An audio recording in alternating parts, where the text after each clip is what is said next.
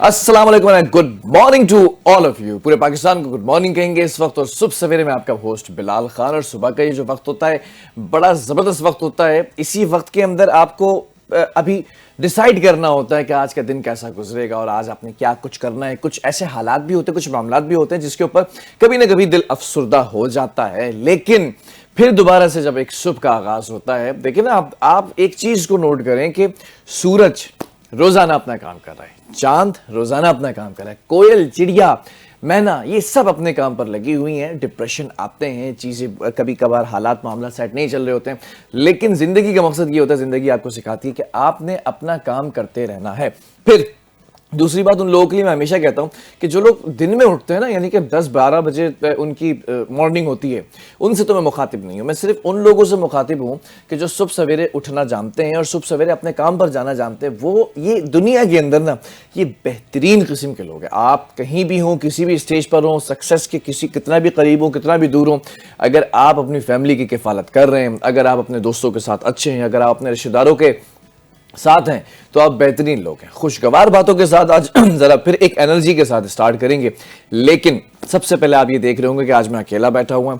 तो मेरी जो को होस्ट हैं अफशीन, तो अफशीन की तबीयत नासाज है। कल हमने देखा कि मॉर्निंग शो के बाद उनको जो है वो थोड़ा सा उनको शिवरिंग हुई और फीवर जो है वो बढ़ता दिखाई दिया। तो उनके लिए भी ढेर सारी दुआएं कि अल्लाह ताला उनको जल्दी से सेहतियाब करे, और फिर वो आकर अच्छी अच्छी बातें जो बताती है ना, उन बातों के ऊपर ज़रा मैं फोकस करता हूं, क्योंकि उन बातों से मैंने अपनी ज़िंदगी के अंदर बड़ी चीज़ों के अंदर तब्दीली लाने की कोशिश की।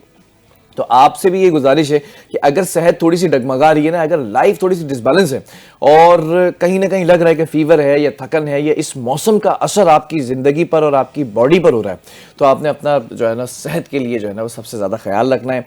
लाइफ स्टाइल को थोड़ा सा चेंज करना है। वो टिप्स भी आज मैं दूंगा आपको, और बहुत सारी बातें होने जा रही हैं, बहुत सारी बातें। कुछ बातें यहाँ से निकलेंगी, कुछ बातें यहां से निकलेंगी। जो यहां से निकलेंगी उनके लिए लफ्जों की जरूरत नहीं होगी, उनके लिए चेहरे के ऊपर आपको तासुरात नजर आ जाएंगे। जो यहां से निकलेंगी वो उनका कनेक्शन यहां से होगा। तो आपने दोनों बातों को सुनना है। और सफाई के ऊपर जरा सा बात कर लेता हूं कि सफाई जो है ना, वो कहते हैं ना कि निस्फ ईमान है। ऐसे कैसे निस्फ ईमान है भाई? बोलते कि आपका आधा ईमान मुकम्मल हो गया अगर आपने सफाई कर ली, अगर आप साफ रहना शुरू हो गए। सफाई करना और जो है वो सफाई रखना हर फर्द और पूरे माशरे के लिए ना बहुत ही इंपॉर्टेंट होता है। सफाई जो है वो ना सिर्फ हमारे माहौल को खूबसूरत बनाती है। भाई आपके इर्द गिर्द अब कचरा फैला हुआ है, और घर के अंदर की अगर बात कर लें आप, अगर इवन अपने कमरे की बात कर लें, अगर वो साफ नहीं है तो उसमें एक खूबसूरती का अंसर नहीं पाया जाता। सफाई से ये मालूम होता है कि जब आप सफाई करते हैं अपने इर्द गिर्द की माहौल की, तो खूबसूरत हो जाती है वो जगह, आपको बैठने के लायक हो जाती है, सांस लेने के लायक हो जाती है, और साथ साथ आपकी मेंटल हेल्थ और फिजिकल हेल्थ दोनों को अच्छा कर देती है। अब आप देखें ना कि अगर कमरा एक ताफुन से भरा हुआ है या इलाका कोई ताफुन से भरा हुआ है, आप वहां से गुजरेंगे, आपकी तबीयत हल्कान हो जाएगी, बोझल हो जाएगी, मूड खराब हो जाएगा, डिप्रेशन में आप चले जाते हैं। लेकिन अगर वही इलाका साफ सुथरा है, तो वो अगर वहां पे खुशबू आ भी रही हो या नहीं भी आ रही हो, आपकी ऑटोमेटिकली तबीयत अच्छी होना शुरू हो जाती है, आपका मूड अच्छा हो जाता है, आपके चेहरे के ऊपर एक मुस्कुराहट आ जाती है। और जब चेहरे पर मुस्कुराहट आती है और आप अंदर से खुश होते हैं ना, तो आपकी आंखें बता रही होती हैं that you are extremely happy at that time.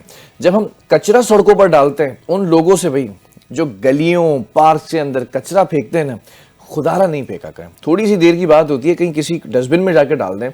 उससे होता यह है कि एक तो बीमारियां कम होती हैं, ये जो बीमारियां बढ़ रही हैं ना, जिसकी वजह से अभी हमने देखा कि हमारी को होस्ट अफशीन भी बीमार हैं।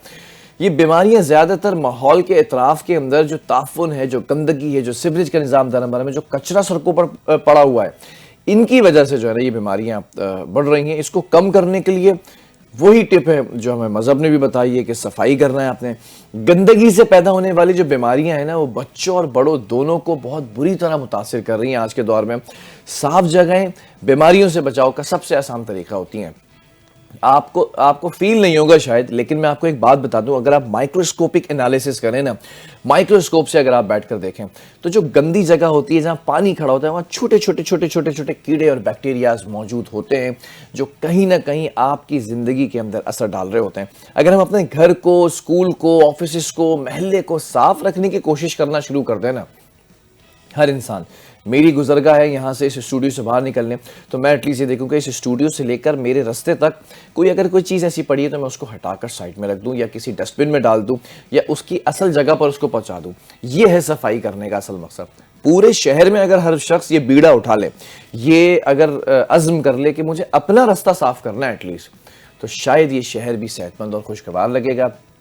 ہر شہری کی جو ذمہ داری ہے نا، وہ کچرے کو مناسب جگہ پہ ڈالے۔ ایک تو میں ان لوگوں سے بڑا پریشان ہوں جو موٹر سائیکل پر، گاڑی پر، یا ایون پبلک ٹرانسپورٹ کی بس پر یا رکشے کے اندر ہوتے ہیں، اور ان کے منہ سے ایک پھچکاری نکلتی ہے، اور وہ پھچکاری جاتی ہے بہت دور تک۔ مطلب اگر ان کا کمپٹیشن کرایا جائے تو وہ ارشد ندیم سے بھی زیادہ لمبی پھینکنے میں جو ہے نا وہ کامیاب ہو سکتے ہیں، لیکن ان کی یہ پچکاری پھینکنا کسی کے کام میں نہیں آ رہی ہے۔ نہ تو ورلڈ ریکارڈ بنے گا، نہ سونے کے تمغے ملیں گے، نہ ہی کوئی جو ہے وہ صحت اچھی ہوگی۔ تو آپ نے پچکاریوں کو نا محدود کرنا ہے، کوئی ایک خاص جگہ بنا لیں۔ ہمارے پرانے دور میں ہوا یہ کرتا تھا، مجھے اچھی طرح یاد ہے، بہت اچھی طرح یاد ہے، مطلب دادا مرحوم جو ہے وہ پان کھایا کرتے تھے، اور ان کی وہی پچکاری ہوتی تھی، تو ان کے لیے ایک اگالدان ہوا کرتا تھا۔ اس اگالدان کے اندر ہلکا سا پانی ڈال کے رکھتے تھے، اور پھر اس کو سینیٹائز بھی کیا جاتا تھا، دھویا جاتا تھا باقاعدہ روزانہ۔ اس میں وہ اگلتے تھے ساری چیزیں، وہ اگالدان ہوتا ہی اس لیے تھا کہ اگل دیا جاتا تھا۔ تو اگر آپ ایسی کسی چیز کے کھانے کے عادی ہیں تو اپنے ساتھ ایٹ لیسٹ ایک انتظام کر کے رکھیں نا، اس سے آپ کو فائدہ ہوگا، آپ کی صحت کو بھی فائدہ ہوگا۔ صفائی صرف کچرا نہ پھینکنے تک محدود نہیں ہے، بلکہ عوامی مقامات کو صاف رکھنا، نالیوں کو بند نہ ہونے دینا، اور درختوں کے ارد گرد صفائی رکھنا بھی شامل ہے۔ These are one of those steps کہ جس سے آپ ایٹ لیسٹ اپنی گلی کو تو اچھا کر سکتے ہیں، اپنے محلے کو تو اچھا کر سکتے ہیں۔ اٹس اے ہیوج رسپانسبلٹی جو کہ صرف اور صرف عوام کی ہے، صرف حکمرانوں کی نہیں ہے، صرف حکومت کی نہیں ہے، یہ آپ کی بھی ذمہ داری ہے۔ حکومت نے اگر کسی علاقے کے اندر ڈسٹ بن رکھا ہے نا، جو کہ ڈسٹ کا بن ہے، تو اس کو بن کو یوز کریں اور اس بن کے اندر ڈسٹ ہی جانے دیں۔ اس جگہ پر جو کچرا ہے اس کو ڈسٹ بن کے اندر ڈالیں، تو بہت ساری چیزوں کو بہت بہتر طریقے سے نا ہم آج یہاں بیٹھ کے نا، جو آپ کے اور میرے دو بدو بات ہو رہی ہے، ہم سیشنز دے سکتے ہیں ایک دوسرے کو نا۔ میں بھی آج سے عزم کرتا ہوں، آپ بھی عزم کریں، ہم دونوں مل کر ایک عزم کریں گے نا، تو شاید کہیں نہ کہیں ہم دونوں 20% بھی اگر کام کر لیں تو 40% کام ہو جائے گا، اور 60% حکومت کام کر لے گی۔ اگر ہر شخص صفائی کا خیال رکھے گا نا، تو ہمارا ملک بیماریوں سے اور آلودگی سے محفوظ ہو جائے گا۔ صاف ماحول بچوں کی تعلیم اور کھیل کود کے لیے بھی بہتر ہوتا ہے۔ معاشرتی صفائی کی عادت اپنانا نہ صرف ایک اچھی عادت ہوتی ہے، بلکہ I swear to my Allah، یہ ہماری ثقافت ہے، اخلاق کی بھی علامت ہے۔ I have been to Turkey once in 2019، then میں پھر 2022 کے اندر گیا۔ ثقافت ایک ہوتی ہے نا جو آپ کے بغیر بتائے نظر آ رہی ہوتی ہے۔ تو ٹرکش جو لوگ ہیں نا، ان کی ثقافت میں صاف ستھرا رہنا، صفائی رکھنا۔ ایک دفعہ میں نے ایک شخص کو دیکھا کہ اس نے کوئی چیز کھائی اور اس نے ریپر وہیں پر پھینک دیا۔ کسی ٹرکش شخص نے اس کو دھتکارا نہیں، دیکھا نہیں، کچھ نہیں کیا، اس نے بس ایسے یوں کر کے دیکھا، اور اس کے پاس جا کر وہاں سے وہ ریپر اٹھایا اور جا کے ڈسٹ بن میں ڈال دیا۔ وہ شخص شرمندہ ہو گیا، اس نے سوری کی۔ یہ ہماری ثقافت کا حصہ ہونا چاہیے، جو کہ ہمیں باقاعدہ طور پہ سکھاتا ہے ہمارا دین، ہمارا اسلام، یہ چیزیں ہمیں بتاتا ہے۔ یہ اخلاق ہے ہمارا کہ ہم صفائی پسند لوگ ہیں، ہم گندے لوگ نہیں ہیں۔ معاشرتی صفائی کو یقینی بنانا سب کی کلیکٹیولی ذمہ داری ہے، مطلب مشترکہ طور پر آپ کریں کام، یہ نہیں سوچیں کہ اس کی ذمہ داری ہے، اس کی آپ کی جو ذمہ داری ہے وہ آج میں نے بتا دی ہے، ایک صاف اور محفوظ ماحول فراہم کرنا۔ اور وہ آپ کیسے کر سکتے ہیں، وہ آپ خود عقل مند ہیں، آپ کو پتہ ہے کہ کیسے آپ جو ہے نا وہ ان چیزوں کو سامنے رکھ سکتے ہیں۔ بہرحال مارننگ اسپاٹ کی جو ٹرین ہے آج مجھے اکیلے ہی چلانی ہے، تو پھر اکیلے چلانے کے لیے بہت سارا زور چاہیے، بہت سارا تیل چاہیے، اور بہت ساری ول پاور چاہیے، اور ساتھ ساتھ آپ لوگوں کا سپورٹ بھی چاہیے۔ چہرے پہ جو مسکراہٹ ہوتی ہے نا، ہمیں پتہ ہوتا ہے کہ ہم کس طرح سے چیزوں کو لے کر چل رہے ہوتے ہیں۔ میری جو ٹیم ہے نا، میں اس کو، یہ دیکھیں آپ، یہاں سے سلیوٹ دیتا ہوں اور یہاں سے بھی سلیوٹ دیتا ہوں۔ یہ جس طرح سے کام کر رہے ہوتے ہیں، I have never seen، یہ قوم نہیں دیکھی میں نے۔ یہ جو میڈیا والی قوم ہے نا، یہ بڑی ڈیفرنٹ قوم ہے، اور اس قوم کے لیے میں کہتا ہوں کہ اس کے حوصلے بھی بلند ہیں، اس کی پریشانیاں بھی بلند ہیں، اس کے جذبے بھی بلند ہیں، اور اس کی صلاحیتیں بھی بلند ہیں۔ تو I ایکسٹریملی ہوپ فل، اور میں وش کرتا ہوں اور دعا کرتا ہوں کہ ان کی جو ول پاور ہے نا، اسی حساب سے بھی ان کو جو ہے نا ری پے ہو، ان کو پے بیک ہو، تو بہت ساری چیزیں اچھی ہو سکتی ہیں۔ اور یہ وہ قوم ہے، بھولے نہیں آپ لوگ، جب بنیاد مرصوص آپریشن ہو رہا تھا، آرمی کے ساتھ ساتھ صف اول کے اندر یہ قوم کھڑی تھی، اور یہ کون سی قوم ہے؟ یہ میڈیا کی قوم ہے۔ اس میڈیا نے پوری دنیا کو دکھایا کہ ہم کیا ہیں، اس میڈیا نے پوری دنیا کو بتایا کہ ہم کیا کر رہے ہیں، اس میڈیا نے پوری دنیا کو یہ سمجھایا کہ جو کچھ ہو رہا ہے وہ ہم تمہیں دکھا رہے ہیں۔ تو اگر یہ جو ڈیجیٹل وار ہے نا، اگر اس میں میڈیا کا کردار نہ ہوتا تو شاید جو کچھ ہمارے جوانوں نے، جو ہیروز نے دن رات کی محنت لڑ کر اپنی جانوں کا نذرانہ پیش کیا نا، وہ ہم دکھانے میں اگر ناکام ہو جاتے تو دنیا نہیں جان پاتی کہ ہم کیا کر رہے تھے۔ تو اس قوم کو بھی سلام ہے، اور اگر اس قوم سے آگے جاتے تو قوموں کو جب ملاتے تو اقوام بن جاتی ہے، اور اقوام کی جب بات آتی ہے تو اقوام متحدہ آپ نے سنا ہوگا، United nations. Let's talk about United nations first. اور پاکستان نے بڑا زبردست ایک سٹانس لیا ہے، اور انسٹنکٹ ہے پاکستان کی، پاکستانی نیڈر قوم ہے نا، جوش ہے، جذبہ ہے، بہادری ہے۔ تو اقوام متحدہ کے اندر جو سلامتی کونسل کا اجلاس ہوا نا، اس میں وینزویلا کے اندر جو امریکی کارروائی ہوئی ہے اس پر گہری تشویش کا اظہار کر دیا، اور وینزویلا کی صورتحال پر سلامتی کونسل کے ہنگامی اجلاس کے اندر، ایک ہنگامی اجلاس جو کہ کیا کیا امریکہ نے، مطلب راتوں رات آئے ہیں اور اپنا وہ ہیلی کاپٹر اتارا ہے، اور پھر اس ہیلی کاپٹر اترنے کے بعد جو صدر ہے ماڈورو، ان کو جو ہے وہ گرفتار کیا، اور اس کے اوپر ایک پوری ایک کیمپین چلی ہے، اور پھر پوری ایک طویل جنگ ہے، اور اس جنگ کے نظر میں ہم نے دیکھا کہ وہ گرفتار ہو چکے ہیں، امریکہ لے جا چکے ہیں، اور اس کے پیچھے کچھ مقاصد ہیں۔ تو اجلاس ہوا ہنگامی، اور اس میں خطاب کیا پاکستانی جو قائم مقام مندوب ہیں عثمان جدون صاحب۔ انہوں نے کہا کہ کیریبین خطے کے اندر عدم استحکام علاقائی اور عالمی امن و سلامتی کے لیے نیک شگن نہیں ہے بھائی، کیونکہ دنیا پہلے ہی کئی بحرانوں سے دوچار ہے۔ اقوام متحدہ کے چارٹر کے مطابق کسی بھی ملک کی سرحدی سالمیت یا سیاسی آزادی کے خلاف طاقت کا استعمال یا دھمکی سے گریز کرنا لازم ہے۔ یو این منشور دوسروں کے اندرونی معاملات میں عدم مداخلت کا پابند ہے۔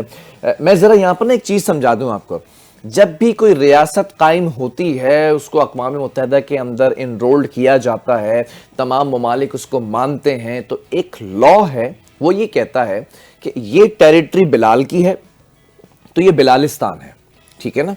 اب اس ٹیریٹری کے اندر بلال کا بنایا ہوا قانون ہوگا، اور اس قانون کو ماننے کے پابند بلال کے اس شہر میں رہنے یا ملک میں رہنے والے لوگ ہوں گے، اور اگر جب ملک سے ملک کی بات آئے گی تو ان تمام چیزوں کے لیے قانون ہے جو اقوام متحدہ نے واضح کیا ہوا ہے۔ پروونشل سوورینٹی جیسے ہوتی ہے ویسی ہی ہوتی ہے آپ کی جو ملک ہوتا ہے، کنٹری کی سوورینٹی۔ تو اس کنٹری کی سوورینٹی کے اندر سب سے پہلی چیز یہ آتی ہے کہ آپ مداخلت نہیں کر سکتے، آپ انٹروین نہیں کر سکتے، آپ دوسرے ملک کا قانون ایک ملک کے اوپر لاگو نہیں کر سکتے۔ اب اس پر سخت مذمت کی ہے پاکستان کے جو اسٹانس ہے، پاکستان کی جو دفتر خارجہ ہے، پاکستانی مندوب عثمان جدون صاحب نے کہا یک طرفہ فوجی کارروائی کو یو این چارٹر اور ریاستی خود مختار استثناء نہیں، جو یہ جو نظریہ ہے نا، اس کی خلاف ورزی قرار دیا ہے۔ واضح طور پر پاکستان کا موقف سامنے آ گیا کہ اس طرح کے اقدامات جو ہے نا عالمی قانونی ڈھانچے کی بنیادوں کو مزید کمزور بنا سکتے ہیں۔ ساتھ ہی یہ خبردار کر دیا کہ اقدامات آنے والے برسوں تک غیر متوقع اور بے قابو نتائج کا سبب بن سکتے ہیں۔ اوبویسلی یہ ہوا دی ہے۔ اب دیکھیں، میں وہ جملہ کہنے جا رہا ہوں جس جملے کا شاید بہت سارے لوگ انتظار کر رہے تھے اور بہت سارے لوگ ایکسپیکٹ نہیں کر رہے تھے۔ ڈونلڈ ٹرمپ صاحب، حضرت ڈونلڈ ٹرمپ، جو کہ یہ کہتے ہیں کہ میں نے 6 سے 7 جنگیں رکوائی ہیں اور میں نوبل پرائز کا جو ہے وہ حقدار ہوں۔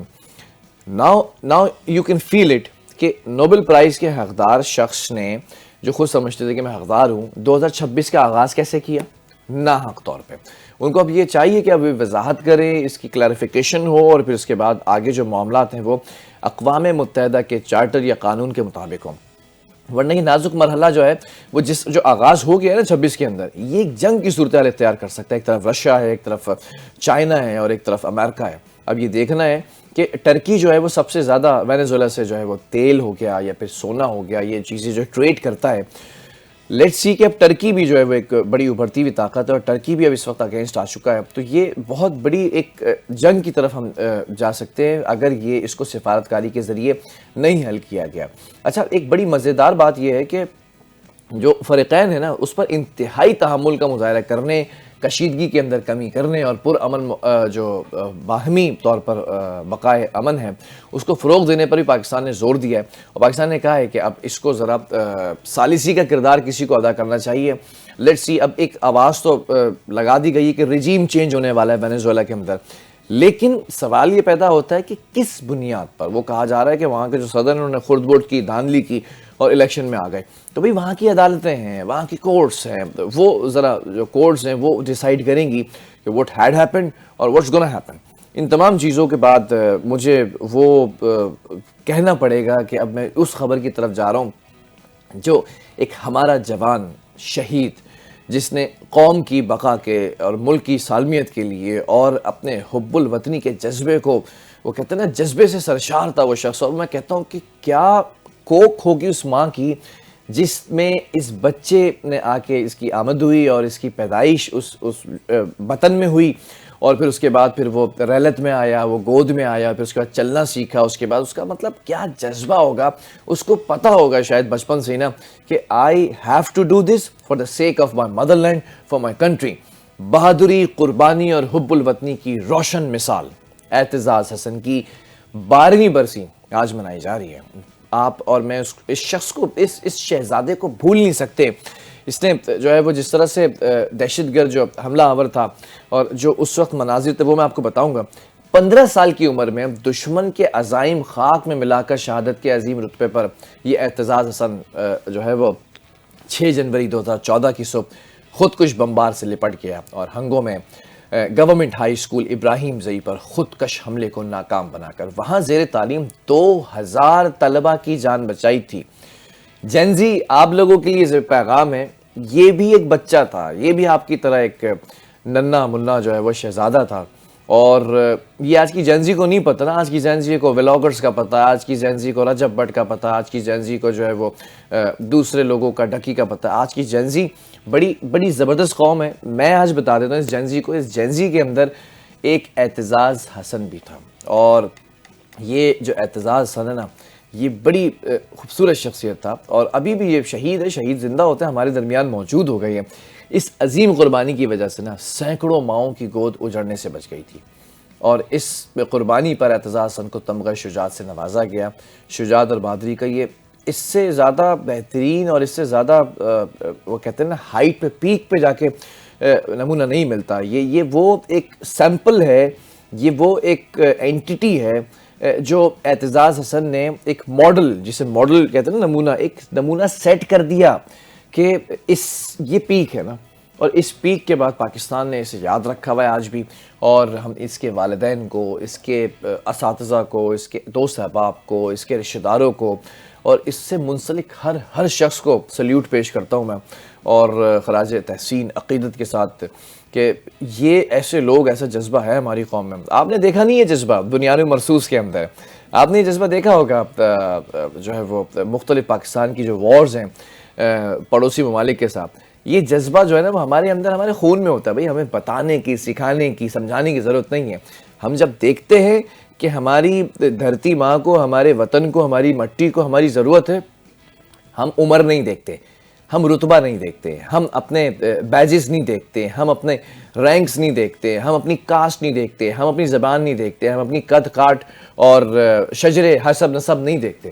ہم کھڑے ہو جاتے ہیں. We are like this, we are Pakistani. اور پوری دنیا نے اب تو میں کیا آپ کو جو ہے وہ بتاؤں کہ یہ this is the first time in the history کہ جب امریکہ بھی ہماری تعریف کر رہا ہے، جب رشیا بھی ہماری تعریف کر رہا ہے، جب چائنا بھی ہماری تعریف کر رہا ہے، جب ٹرکی بھی ہماری تعریف کر رہا ہے، جب سعودی عرب بھی ہماری تعریف کر رہا ہے.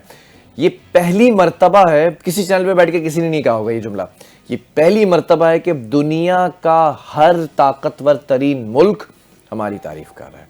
وجہ کیا ہے؟ ٹیکنالوجی. وجہ کیا ہے؟ اے آئی. وجہ کیا ہے؟ پیسہ. وجہ کیا ہے؟ اکانومی. نہیں، صرف ایک ہی وجہ ہے اور وہ ہے جذبہ، اعتزاز حسن جیسا جذبہ. بہرحال آگے بڑھیں گے اور کچھ اور شخصیات کے بارے میں بھی کہتے ہیں. ذرا یاد کرنے کا دن ہے نا، یاد کر لیتے ہیں. پاکستان کے ممتاز شاعر کی بات کر لیتے ہیں.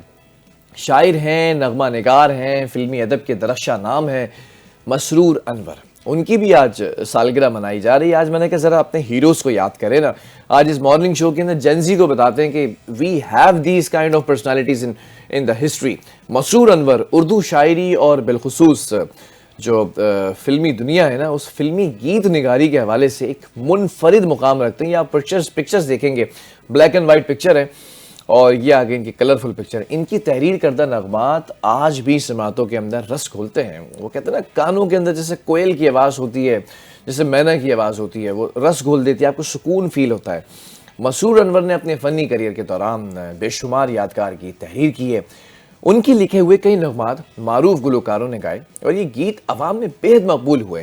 ادبی حلقوں کے اندر, فنکاری برادری کے اندر اور شائقین ادب کی جانب سے انہیں خراج عقیدت بھی پیش کیا جا رہا ہے. اچھا, میں آپ کو ایک مزے کی بات بتاتا ہوں, اور اس مزے کی بات کے لیے ضروری ہے کہ میں ایک چائے کا سپ لے لوں,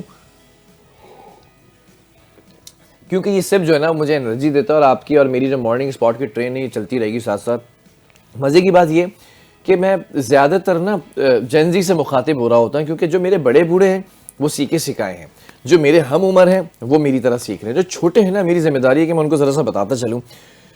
میں بڑا حیران اور پریشان ہوں, اتنی خوبصورت قوم ہے یہ جنزی. تو جنزی کے اندر نا کچھ کوالٹیز یہ ہیں کہ وہ بہت پرانی جو پرسنالٹیز ہوتی ہیں نا ان کو بھی یاد کر کے, ان کو دوبارہ ریوائیو کر کے, ان کے گانے, ان کی چیزیں, ان کی کنٹریبیوشنز, ان کی کوالٹیز, ان کو بڑا نئے طریقے سے ڈیزائن کر کے نا پیش کرتے ہیں. تو مسرور انور کے لیے بھی میں نے آپ لوگوں کو ٹاسک دے دیا, آپ ذرا فائنڈ آؤٹ کریں کہ ان کے کون کون سے گانے تحریر ہوئے ہیں اور کون کون سے لکھے ہیں, کس کس جو ہے وہ اداکارہ نے ان پر جو ان کے جو لکھے ہوئے گانے اس کو فلمایا گیا ہے, کس کس گلوکار نے ان کے لکھے ہوئے گانوں کو گایا ہے. یہ تمام چیزیں آپ کے لیے میں آج ہوم ورک دے کے جا رہا ہوں کہ آپ نے پتہ کرنا ہے, اور پھر اگر کوئی ان کا گانا پسند آئے تو اس کو ٹاپ ٹرینڈ میں لے آئیں, ٹرینڈنگ میں لے آئیں اس کو. بہرحال آگے بڑھیں گے اور کچھ بات کرتے ہیں انٹرنیشنلی سطح پر جو اس وقت جو ممالک ہیں ان میں جس طرح سے چینجز نظر آ رہے ہیں. خاص طور پہ ایرانی چیف جسٹس غلام حسین محسنی نے واضح کیا کہ ملک میں جو بدامنی اور انتشار پھیلانے والوں کے ساتھ اب کسی قسم کی نرمی نہیں برتی جائے گی. چیف جسٹس نے عدالتی کونسل کے اجلاس سے خطاب بھی کیا اور اٹارنی جنرل اور تمام صوبوں کے پروسیکیوٹرز کو قانون کے مطابق سختی کے ساتھ شرپسندوں اور ان کے حامیوں کی خلاف ورزیوں کی حمایت جو کر رہے ہیں نا, تو جو خلاف ورزیاں ہیں ان کے حامی ہیں, ان کی ہدایت کی ہے کہ آپ نے جو ہے وہ شرپسندوں کے ساتھ نا سختی سے پیش آنا ہے. چیف جسٹس نے ملک میں حالیہ واقعات کا جو حوالہ ہے نا وہ دیا اور کہا کہ دشمن عناصر ہمارے ملک کے اندر بدامنی پھیلانے کی ناکام کوششیں کر رہے ہیں.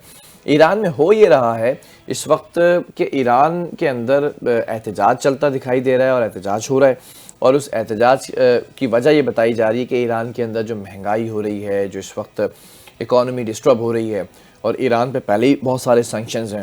دیکھیں 3 ممالک کو یاد رکھیے گا, وینیزویلا, ایران, سعودی عرب.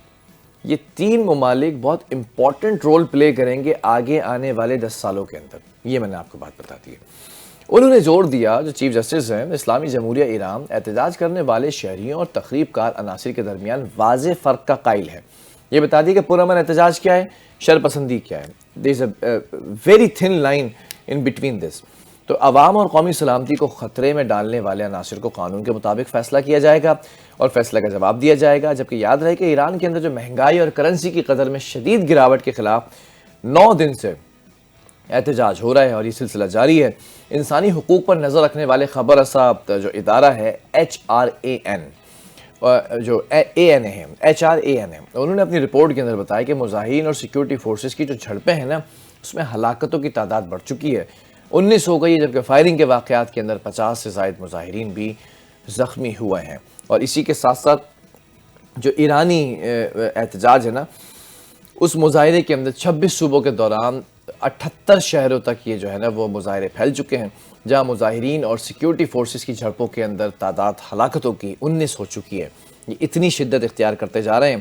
انسانی حقوق پر جو ادارہ ہے نا تو وہ اس بات کی وضاحت کر رہا ہے کہ 50 سے زائد مظاہرین زخمی ہوئے ہیں اور ایرانی سیکیورٹی فورسز نے 990 افراد کو گرفتار بھی کیا ہے.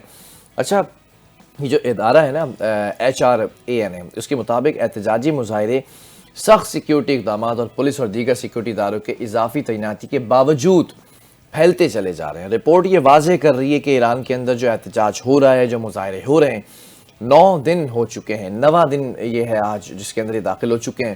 جامعات کے طلبہ احتجاجی سرگرمیوں میں بھرپور حصہ لے رہے ہیں.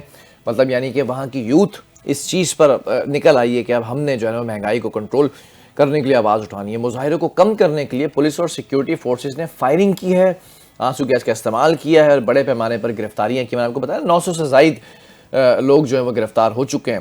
اب حکومتی سطح پر بات کر لیتے ہیں. دوسری جانب حکومت نے احتجاج کا دباؤ کم کرنے کے لیے عوام کو آئندہ 4 ماہ تک $7 ماہانہ الاؤنس دینے کا اعلان کر دیا ہے. That's a very interesting thing کہ 4 ماہ تک عوام کو $7 جو ہے وہ ماہانہ الاؤنس دینے کا اعلان کیا ہے. ایرانی پارلیمنٹ کے اسپیکر محمد باقر قلیباف جو ہے انہوں نے یہ احتجاج کرنے والوں کے جائز مطالبات ضرور ماننے کا کہا ہے کہ ماننے چاہیے. یہ بھی کہا کہ غیر ملکی ایجنٹس کی سازشوں کو ناکام بنایا جائے گا. اچھا سم ٹائمز ایسا ہوتا ہے اندرون خانہ جنگ ہو رہی ہوتی ہے, سم ٹائمز ایسا ہوتا ہے کہ عوام ناراض ہوتی ہے حکومت سے تو ناراضگی کا اظہار کرتی ہے. پرامن احتجاج it's written in the law, in the constitution of every single country کہ every single person has a right in the premises of their countries. تو وہ تو ایک الگ بات ہو گئی. ایک ہوتا ہے کہ آپ کی انسرجنسیز ہوتی ہیں, باہر ممالک کی مداخلت ہوتی ہے. تو یہ ایران نے واضح کیا ہے کہ جو مداخلتیں ہیں نا ان کو ناکام بنا دیں گے. اب میں نے آپ کو پہلا نام بتایا تھا ایران, پہلا بتایا تھا وینیزویلا, دوسرا ایران, تیسرا سعودیہ. ایران کا تو ڈسکشن ہو گیا. Let's talk about Venezuela. Venezuela کے اندر 3 جنوری کی امریکی فوجی کارروائی کے اندر بین الاقوامی قوانین کی پاسداری نہیں کی گئی. اقوام متحدہ کے سیکرٹری جنرل انتونیو گوتریس نے وینیزویلا کی صورتحال پر تشویش کا اظہار کیا. شکر ہے خدا کا کہ ان کا اسٹیٹمنٹ سامنے آ گیا, ورنہ I was not expecting this کہ کوئی اسٹیٹمنٹ بھی آئے گا, کیونکہ امریکہ سامنے ہے, ویٹو پاور ہے, سپر پاور ہے, اور جو ہے وہ بائی پولر تو نظام چل ہی نہیں رہا ہے, یونی پولر نظام ہے. تو وینیزویلا کے صدر اور ان کی اہلیہ امریکی تحویل میں ہیں, یہ بتایا انتونیو گوتریس نے. وینیزویلا کے اندر عدم استحکام پھیلنے اور خطے پر اثرات مرتب ہونے کا خدشہ بھی ہے. تمام فریق اقوام متحدہ چارٹر کی پاسداری کریں, فریقین جامع اور جمہوری مکالمہ شروع کریں, مطلب table talk, let's have a chit chat with your enemy. اب یہ والی سچویشن آ چکی ہے. اور انہوں نے بتایا کہ معاشرے کے تمام طبقات اپنے مستقبل کا فیصلہ خود کر سکیں. UN سیکرٹری جنرل کا کہنا تھا کہ امن اور سلامتی کے تحفظ کے لیے اقوام متحدہ کے چارٹر اور تمام متعلقہ قانونی فریم ورک جو ہے اس کا احترام ناگزیر ہے. ریاستوں کی جو خود مختاری ہے, جو میں نے کہا تھا آپ کو کہ ہر ملک کی خود مختاری ہوتی ہے, سیاسی آزادی ہوتی ہے, علاقائی سالمیت ہوتی ہے, ان کے کچھ اصول ہوتے ہیں, اس کا احترام لازم ہے. انہوں نے کہا کہ دھمکی یا طاقت کے استعمال پر پابندی ضروری ہے. قانون کی بالادستی کو ہر صورت یقینی بنایا جائے گا اور بنایا جانا چاہیے بھی. اب سوال یہ پیدا ہوتا ہے, who will talk to United Nations of America? Who will stop them? United Nations. اور یونائٹڈ نیشن جو ہے وہ اس وقت سب سے بڑا ادارہ ہے تمام ممالک کے درمیان مابین جو تعلقات ہیں نا اس کو پروان چڑھانے میں. دیکھتے ہیں یہ صرف بیان بازی ہے, جملے بازی ہے, یا پھر اس پر کچھ جو ہے وہ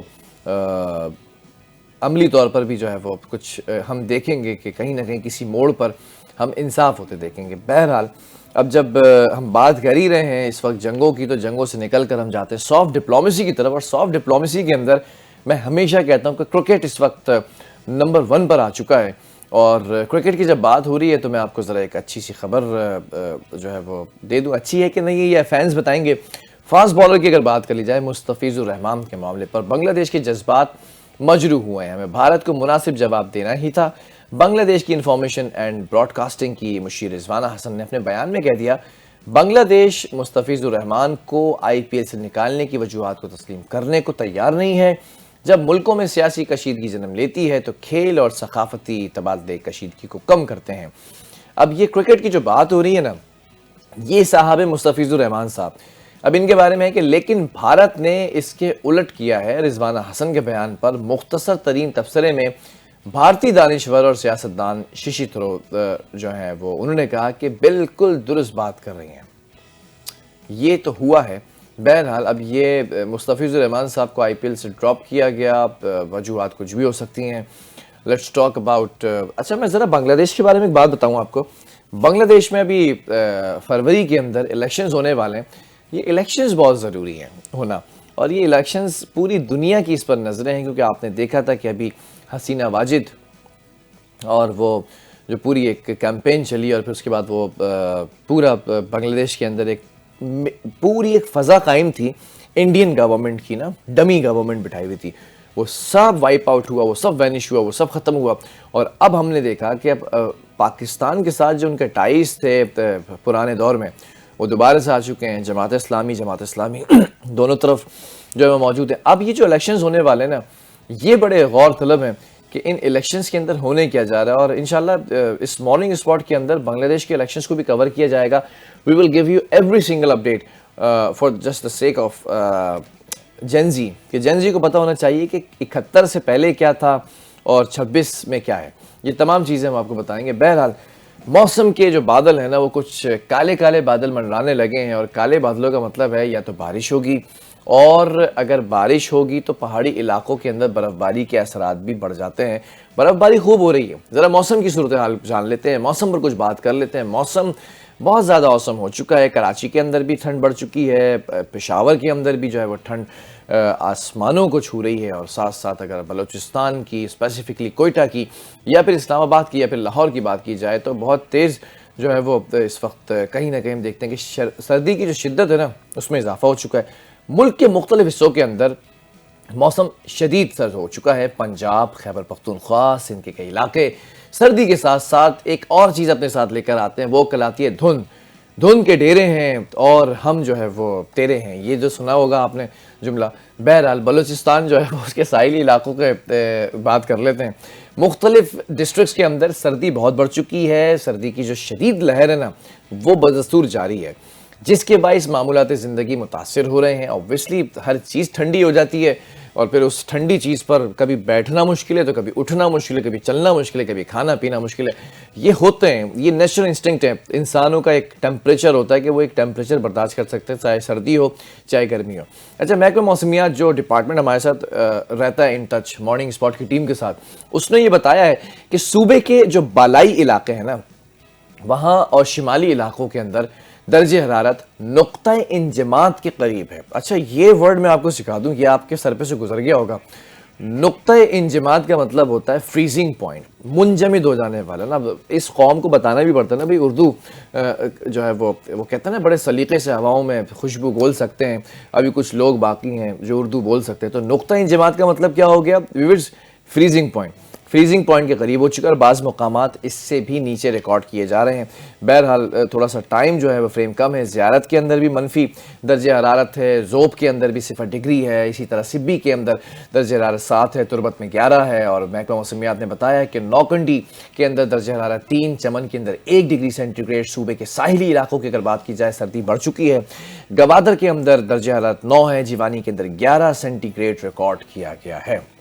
بہرحال لائف اسٹائل کی کچھ بات کرتے ہیں اور اپڈیٹس جو ہے وہ ہم بات کرتے ہیں نا، تو لائف اسٹائل بہت اچھا چل رہا ہے، اور لائف اسٹائل ایسا ہی رہنا چاہیے جو میں نے آپ کو بتایا ہے. لائف اسٹائل کے ساتھ ساتھ میں آپ کو ایک چیز اور بتا دوں، وقت کم ہے تو میں آپ کو یہ بتا دوں اسٹائل ایسا ہی رکھیں، لیکن پاکستان گھومنے کی طرف جاتے ہیں. پاکستان گھومنا زیادہ ضروری ہے نا، پاکستان کا ٹورزم پروموٹ کرنا اس وقت ضروری ہے. صحرائے چولستان کی بات کروں گا میں. سنا ہے آپ نے کبھی یہ نام؟ اگر نہیں سنا تو پنجاب کے دل میں ذرا جھانک کر دیکھیں. یہ پھیلا ہوا ہے صحرائے چولستان، جسے مقامی طور پر روحی کہا جاتا ہے. کیوں کہا جاتا ہے، کیسے کہا جاتا ہے، قدرت اور تاریخ کیا بتانا چاہ رہی ہے آپ کو، اور اس قوم کو کیا دکھانا چاہ رہی ہے جو قدرتی حسن یہاں پر چھپا ہوا ہے. Let's watch this documentary. Punjab کے دل میں پھیلا صحرائے چولستان، جسے مقامی طور پر روحی کہا جاتا ہے. قدرت، تاریخ اور تہذیب کا ایسا امتزاج ہے جو دیکھنے والے کو ایک الگ ہی دنیا میں لے جاتا ہے. بھاور شہر سے تقریباً 30 کلومیٹر کے فاصلے پر واقع یہ وسیع صحرا صرف ریت کے ٹیلوں کا مجموعہ نہیں، بلکہ صدیوں پر محیط انسانی زندگی، ثقافت اور گمشدہ تہذیبوں کا امین ہے. جنوب مشرق میں یہ بھارت کے راجستھان سے جا ملتا ہے اور پنجاب کے اہم جغرافیائی خطوں میں شمار ہوتا ہے. چولستان کے باسی زیادہ تر خانہ بدوش ہیں جو پانی کے ذخائر یعنی ٹھوبوں کے گرد اپنی زندگی گزارتے ہیں. برسات کے موسم میں یہی ٹھوبے زندگی کی علامت بن جاتے ہیں اور پورا صحرا عارضی طور پر سرسبزی کی جھلک دکھانے لگتا ہے. یہاں کے لوگ چولستانی لہجے کی سرائکی بولتے ہیں جو راجستھانی بولیوں سے مشابہت رکھتی ہے اور اس خطے کے ثقافتی رشتوں کی عکاسی کرتی ہے. چولستان کی خاموش وسعت، سنہری ریت اور نیلا آسمان ایک ایسا سحر پیدا کرتے ہیں کہ انسان بار بار اس صحرا کی طرف کھینچا چلا آتا ہے. صوفی صوفی شاعر خواجہ غلام فرید نے بھی اپنی زندگی کے 17 قیمتی سال اسی صحرا کی تنہائی اور روحانیت میں گزارے۔ یہ صحرا حیاتی تنوع کے حوالے سے بھی غیر معمولی اہمیت رکھتا ہے۔ یہاں مختلف اقسام کے پرندے اور جانور پائے جاتے ہیں، جن میں تلور، باز، مرغابی، تیتر، ہرن، مور، گیدڑ، لومڑی اور اونٹ شامل ہیں۔ تاہم بے دریغ شکار اور ماحولیاتی تبدیلیوں کے باعث کئی اقسام کو اپنے قدرتی مسکن میں بقا کے سنگین خطرات لاحق ہو چکے ہیں، جو اس خطے کے لیے ایک بڑا ماحولیاتی چیلنج ہے۔ جغرافیائی طور پر صحرائے چولستان کا رقبہ 25,000 مربع کلومیٹر پر محیط ہے۔ جنوب میں یہ سندھ کے صحرائے تھر سے جڑتا ہے، جبکہ مشرق میں بھارتی سرحد تک پھیلا ہوا ہے۔ بھاولپور ڈویژن کے اضلاع رحیم یار خان، بھاول نگر اور بھاولپور سے اس صحرا میں داخلے کے مختلف راستے موجود ہیں۔ صحرا کے اندر بھی 1000 میل تک پھیلے راستے اہم مقامات کو آپس میں جوڑتے ہیں، جن کے ذریعے دور دراز علاقوں تک رسائی ممکن ہوتی ہے۔ تاریخی اعتبار سے چولستان کسی زمانے میں سرسبز و شاداب علاقہ رہا ہوگا۔ لوک روایات اور آثار قدیمہ سے معلوم ہوتا ہے کہ یہاں ہاکڑا، سرسوتی اور گھاگرا جیسے دریاؤں کا بہاؤ رہا، جن کے کناروں پر عظیم تہذیبیں پروان چڑھیں۔ پتنگ منارہ، گنویری آلا اور سوئی وہار جیسے مدفون شہر اس بات کی خاموش گواہی دیتے ہیں۔ ان علاقوں میں بدھ مت کی عظیم درسگاہیں قائم تھیں، جن کے مینار آج بھی ریت میں سر اٹھائے کھڑے ہیں اور یہ پیغام دیتے ہیں، علم و تہذیب وقت کی گرد میں بھی مٹتے نہیں۔ ان شہروں کی باقیات آج بھی میلوں تک پھیلی ہوئی ہے، جو ماہرین آثار قدیمہ کو تحقیق اور دریافت کی دعوت دے رہی ہے۔ صحرائے چولستان محض ایک صحرا نہیں، بلکہ قدرتی حسن، ثقافتی ورثے، روحانی وابستگی اور قدیم تاریخ کا زندہ استعارہ ہے، جو آج بھی اپنے اندر بے شمار راز سموئے ہوئے ہے۔